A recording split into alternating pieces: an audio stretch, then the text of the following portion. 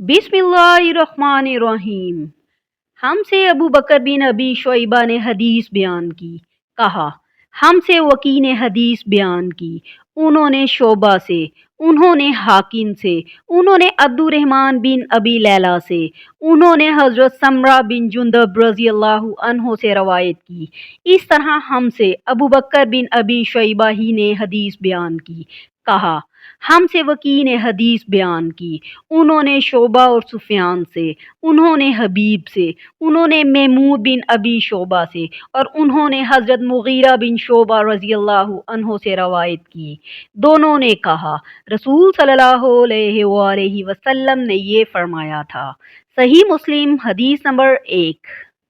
अबू बकर बिन अबी Shaiba knees Mohammad बिन मसन्ना और इब्ने बशार ने कहा, हमसे मोहम्मद बिन जाफ़र यानी गुंदर ने शोबा से हदीस बयान की, उन्होंने मंसूर से, उन्होंने रबी बिन खराश से रवायत की, उन्होंने हज़रत अली रज़ी अल्लाह अन्हो से सुना जब वो खुतबा दे रहे थे।